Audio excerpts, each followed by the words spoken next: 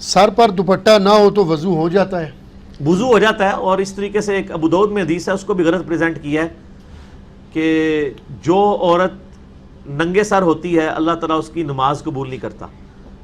وہ کسی نے نا اس کو اس حوالے سے پریزنٹ کر دیا ہے کہ جو عورت یعنی پردہ نہیں کرتی، عام حالت میں ننگے سر پھرتی ہے، وہ نماز پڑھے بھی تو قبول نہیں ہوتی۔ وہ یہ نہیں ہے، نماز کی حالت میں جس طرح مرد کے لیے ناف سے لے کے گھٹنوں کے نیچے تک ستر ہے نا، عورت کے لیے سر کا ڈھانپنا نماز پڑھنے کے دوران یہ فرض ہے۔ ویسے تو الگ سے بھی ہے، لیکن یہ مطلب نہیں ہے کہ جو الگ سے ننگے سر پھرتی ہے اور وہ جب دوپٹہ بھی پہن لے تب بھی اس کی نماز قبول نہیں ہوگی، ایسا نہیں ہے۔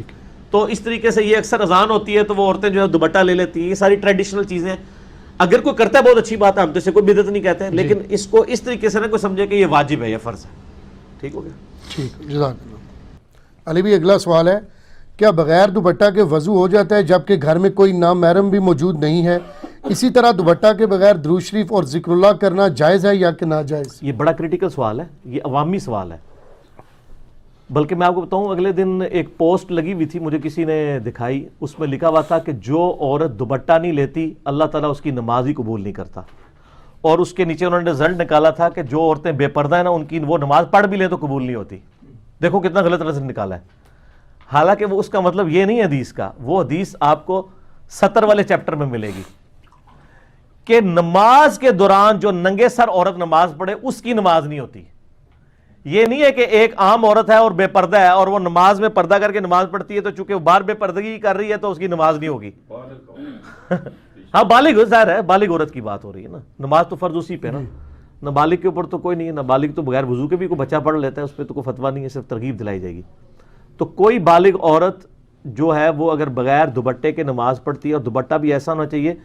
جس دوپٹے میں سے بالوں کی چمک باہر دکھائی نہ دے، یعنی اتنا موٹا دوپٹہ یا حجاب ہونا چاہیے، تو اس سے کور کریں تو نماز پڑھی جائے۔ باقی رہا کہ کسی گھر میں کوئی نامحرم نہیں ہے، یا گھر میں نامحرم تو ہے لیکن اس کے سامنے آمنا سامنا نہیں ہونا، آپ دوسرے پورشن میں ہیں، اور کوئی شخص اس وقت کوئی عورت جو ہے وہ اس طریقے سے بال کھول کے وضو کر لیتی ہے تو کوئی حرج نہیں ہے، وضو کا پروٹوکول تو نہیں ہے، یہ تو نماز کے ساتھ ریلیٹڈ ہے۔ اور میں نے یہ بھی بتایا تھا کہ صحیح بخاری مسلم میں حدیث ہے کہ نبی علیہ السلام پگڑی کے اوپر بھی مسح کر لیتے تھے، اور اس کے تحت میں نے یہ بھی بتایا تھا جو عورت ایک دفعہ وضو کر کے حجاب پہن لے اور پھر بعد میں وہ حجاب اتارے نا، تو جتنی دیر تک حجاب پہن کے رکھی ہے اس دوران اس کو حجاب اتار کے سر کا مسح کرنے کی ضرورت نہیں، اس کے اوپر سے بھی کر سکتی ہے، جیسے کہ جرابوں اور موزوں پہ مسح ہو سکتا ہے، پگڑی کے اوپر یہ قیاس کیا۔ لیکن اگر کوئی نامحرم ہے تو پھر تو ظاہر ہے وہ آپ کو پردے کا اہتمام کرنا چاہیے، اس میں تو پھر بہتر یہ ہے کہ واش روم کے اندر بھی ایک بیسن ہونا چاہیے جہاں پہ لوگ وضو کر کے عورتیں باہر نکلیں اہتمام کر کے۔ تو باقی یہ کہنا کہ جی جو عورت اپنے گھر میں بھی ننگے سر بیٹھی ہے اس کو شیطان دیکھتا ہے، غلط ہے، یہ پاسبل نہیں ہے، اتنی بڑی آپ یعنی بلیم نہ لگائیں، دین کے اندر خود سے چیزیں انجیکٹ نہ کریں، حتیٰ کہ اذان شروع ہوتی ہے تو ہماری عورتیں جو وہ دوپٹے تلاش کر رہی ہوتی ہیں، اذان کا جواب دینے کے لیے دوپٹہ اوڑھنا ضروری نہیں ہے، دوپٹہ پروٹوکول ہے نماز کا، یا غیر محرم کے سامنے آنے کا آپ نے حجاب کرنا ہے۔ اکیلے بیٹھے ہیں، آپ کی فرینکنس سے لائف گزاریں، کیوں اپنے آپ کو مطلب مصیبت میں ڈالتے ہیں؟ رہا یہ چکر کے جی دوپٹہ ذکر کے لیے ضروری ہے یا دروشی پڑھنے کے لیے، سر دوپٹہ تو بہت چھوٹی چیز ہے، اگر کوئی شخص بغیر وضو کے بیٹھا ہے وہ بھی اللہ کا ذکر اور دروشی کر سکتا ہے، اور یہ بھی چھوٹی چیز ہے۔ اگر کسی شخص کے اوپر غسل فرض ہے وہ بھی اللہ کا ذکر اور دروشی پڑھ سکتا ہے حالت جنابت میں۔ صحیح مسلم میں حدیث ہے، جنابت والے چیپٹر میں اما عائشہ سے پوچھا گیا کہ نبی علیہ السلام جو ہے وہ کیا اس حالت میں بھی اللہ کا ذکر کرتے تھے؟ انہوں نے کہا نبی علیہ السلام ہر حال میں اللہ کا ذکر کیا کرتے تھے، چاہے آپ جنبی بھی ہوں۔ اور جامعہ ترمذی میں حضرت علی رضی اللہ تعالیٰ عنہ علیہ السلام سے روایت ہے کہ مولا علی کہتے ہیں کہ نبی علیہ السلام کو حالت جنابت کے علاوہ کوئی اور حالت قرآن پڑھنے سے مانے نہیں ہوتی تھی، آپ جنابت کی حالت میں قرآن نہیں پڑھتے تھے اور باقی ہر حالت میں قرآن پڑھ لیتے تھے، یعنی بغیر وضو کے بھی پڑھ لیتے تھے۔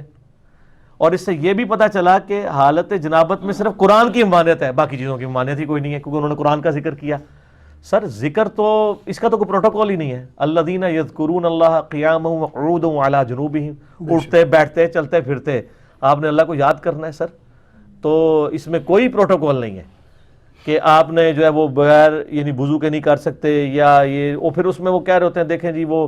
اللہ کا ذکر بڑی بلند چیز ہے، آپ کو خوشبو لگا کے وضو کر، سر یہ ساری چیزیں آپ نے، اور اس میں عرض کر دوں جی سر سب سے گرم ذکر ہے جو، لا الہ الا اللہ، جی آپ نہیں بتایا ہوا نا سر، ہم آپ کو ہی بتاتے ہیں، سب سے جلالی ذکر کون سا ہے؟ لا الہ الا انت سبحانک انی کنت من الظالمین۔ تو سر یہ کسی عطر فروش کی دکان پہ پڑا گیا تھا ذکر؟ کہاں پڑا گیا تھا؟ مچھلی کے پیٹ مچھلی کے پیٹ میں خوشبو ہوتی ہے؟ نہیں، سب سے زیادہ تعفن،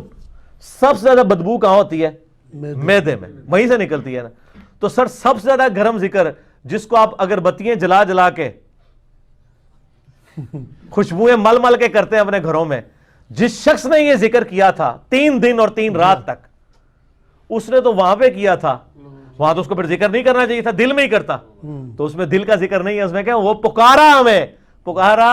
اللہ کی یاد، لا الہ الا انت سبحانک انی کنت من الظالمین۔ سورۃ الانبیاء میں آیا اور اللہ تعالیٰ نے فرمایا سورہ الصفات میں کہ اگر یونس اس دعا کے ساتھ ہمیں یاد نہ کرتا، ہائے ہائے ہائے، تو پھر اسی دن مچھلی کے پیٹ سے نکالا جاتا جس دن کے مردے نکالے جائیں گے، یعنی قیامت تک، یعنی وہ مچھلی یونس کی قبر بن جاتی اگر وہ یہ دعا نہ کرتا۔ اس سے کئی رزلٹ نکلے۔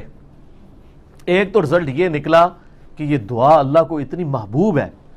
کہ وہ اللہ جس کا جلال اتنا ہے کہ وہ اپنے پیغمبر کو بھی کہہ رہا ہے کہ تو نے قیامت والے دن ہی نکلنا تھا، کہ مجھے اتنا غصہ ہے تیرے اوپر، گناہ کے اوپر نہیں، لغزش کے اوپر، وہ غصہ بھی ٹھنڈا ہو گیا۔ اس لیے میں کہتا ہوں سب سے بیسٹ استغفار جو آئے ہیں ان میں سے ایک لا الہ الا انت سبحانک انی کنت من الظالمین ہے، اور جامعہ ترمذی میں حدیث ہے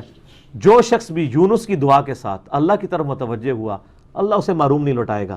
یہ اسماء اعظم میں سے ہے۔ اور قرآن میں بھی آیا کذالک ننجی المؤمنین، مومنین کو بھی ہم نجات دیں گے جو یہ یونس کی طرح دعا مانگے گا، یہ تو قرآن میں بھی ذکر ہے۔ اچھا اس کے دیکھیں ترجمہ کتنا پیارا ہے، لا الہ الا انت، کوئی معبود نہیں سوائے تیرے، بے شک، سبحانک، اللہ تو تو غلطیوں سے پاک ہے، بے شک، انی کنت من الظالمین، میں تو انسان ہوں نا، غلطیاں کروں گا۔ کروں گا، یار اس سے بہتر انداز ہو سکتا ہے کوئی نہیں، کہ یا اللہ تو تو غلطی اس لیے نہیں کرتا کہ تو تو پاک ہے، بے شک، تو پاک، تو پاک تو صرف تو ہے، مخلوق تو اس لیول پہ پاک ہو ہی نہیں سکتی، جی، اس لیے ورنہ تو ہم مخلوق کو بھی سبحان پیغمبروں کے ساتھ بھی لگا رہے ہوتے ہیں۔ صحیح، انسان جتنا بھی پرفیکٹ ہو پاک نہیں ہو سکتا۔ بے شک، انبیاء کو اللہ نے گناہوں سے پاک کیا ہے، لغزشیں ان سے بھی ہوئی ہیں، حضرت آدم علیہ السلام سے لغزش ہوئی ہے، نوح علیہ السلام نے کافر بیٹے کے لیے دعا کی ہے، موسیٰ علیہ السلام سے بندہ مر گیا ہے، نبی علیہ السلام کی 4 لغزشیں قرآن میں ذکر ہوئی ہیں، غزوہ احد پہ بددعا نکل گئی تھی زبان سے، تو وہ سورہ آل عمران میں آیا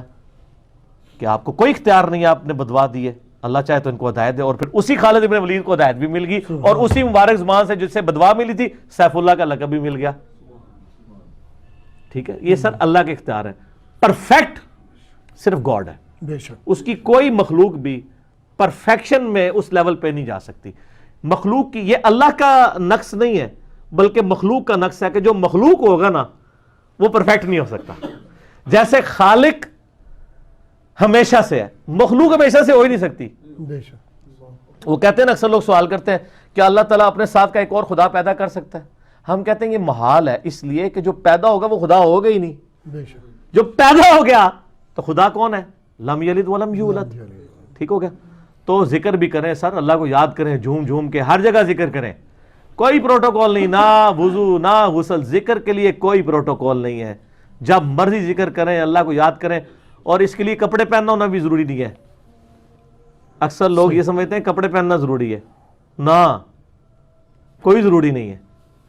بعض اوقات بندہ وضو کے لیے اندر چلا جاتا ہے غسل کے لیے، یا غسل کرتے ہوئے تو لوگ بسم اللہ نہیں پڑھتے ہیں، کپڑے پہن کے پھر بسم اللہ پڑھتے ہیں۔ سر اللہ اور بندے کا کون سا پردہ ہے؟ ٹھیک ہے، جی، آپ کر سکتے ہیں ذکر اللہ۔ یار اللہ تو قرآن میں فرماتا ہے سورہ نجم میں کہ میں تو تمہیں اس وقت سے جانتا ہوں جب تم ماں کے پیٹ میں ایک جنین تھے، تم نطفے تھے، تو مت کہو اپنے آپ کو پاکیزہ، وہ جانتا ہے کہ تم میں سے کون کتنا متقی ہے۔ ٹھیک ہے نا، تو اللہ سے میرا کون سا پردہ ہے؟ سر یہ ذکر اتنی بڑی دولت ہے کہ اسی لیے اللہ تعالیٰ قرآن پاک میں بھی فرماتا ہے نا کہ جب میدان جنگ میں تم ہو تو نماز خوف ادا کرو، اور پھر جب ریلیکس ہو پھر خوب اللہ کو یاد کرو۔ سبحان، اللہ کا جو ذکر ہے نا سر، یہ جس پروٹوکول جتنے یہ کمٹمنٹ سے ہو سکتا ہے نا، اور کوئی چیز نہیں ہو سکتی۔